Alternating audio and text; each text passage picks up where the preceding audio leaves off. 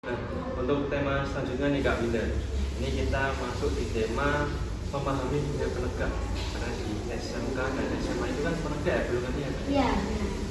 Nah, kalau di penegak itu apa saja sih kegiatan yang dilakukan oleh pramuka di golongan penegak, dan juga bagaimana itu membantu mereka untuk tumbuh sebagai hospitality terutama di pramuka. Oke, untuk kegiatan di penegak itu yang pasti kita ada perkemahan ya. Setiap masuk ke jenjang dari penggarap ke penegak itu ada namanya perkemahan tamu ambalan. Jadi kita nanti ada dua perkemahan, yang satu perkemahan tamu ambalan dan ada namanya perkemahan bentara. Jadi setelah ujian selesai baru kita latih. Nah, terus nanti kita juga ada biasanya bakti sosial kalau kita di masyarakat, biasanya pramuka juga biar menonjol kita pakai bakti sosial gitu. Ya. Jadi kalau tingkatan itu setiap 1 tahun sekali atau? Kita biasanya satu semester sekali.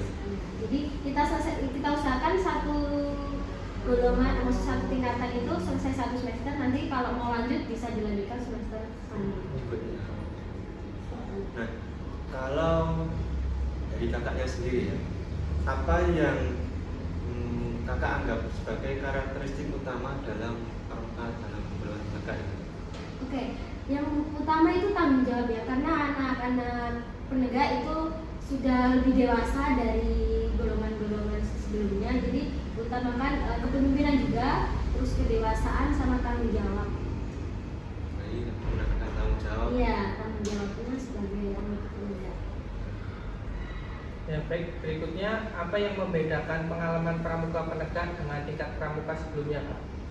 Oke, untuk penegak itu lebih fokus ke pengembangan kepemimpinannya, terus tanggung jawab individu. Sementara kalau tingkat sebelumnya lebih banyak dari bimbingan pembina. Jadi kalau sebelumnya itu kan kalau di penggalang siaga pembina berperan sekali gitu lah. Kalau di penegak sudah tidak terlalu berperan, kita hanya memantau saja. Kalau dari tantangannya yang dihadapi oleh pramuka penegak dalam berpartisipasi dalam kegiatan itu apa, Pak? Ada hal di siswa itu banyaknya dia masih egois. Jadi dia kalau sama kelompok belum agak bisa gitu. Jadi kita menekankan ya, karena di pramuka itu kebanyakan berkelompok, jadi kita tekankan di kegiatan berkelompok. Baik, karena kakak tadi menjelaskan bahwa di pramuka penegak itu pembina sebagai fasilitator, lalu bagaimana kakak itu mengajarkan nilai-nilai kepemimpinan kepada anggota didik sebagai anggota penegak? Ya, biasanya untuk mengajarkan kepemimpinan itu ya, kita kan di SKU sudah ada juga. Jadi ada ujian yang namanya setiap siswa itu harus bisa mengajar ke anggota-anggota lainnya. Jadi wajib semua mempunyai jiwa kepemimpinan. Jadi harus mengajar teman-teman juga.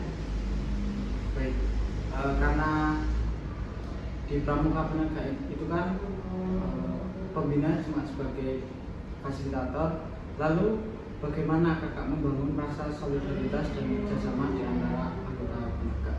Ya, tentunya menuntut di kolaborasi ya. Terus kita juga agendakan untuk permainan tim. Jadi kita pushnya di permainan tim, biar makin kerjasamanya makin Semakin keras. ya, semakin bisa, dia tidak egois lagi. Ya. Mungkin di kegiatan kemah Ya, antara sama tamu. benar, karena kan itu pasti kelompok. Kalau di kemah itu nggak mungkin mandiri ya. Jadi memang harus memerlukan kerjasama tim.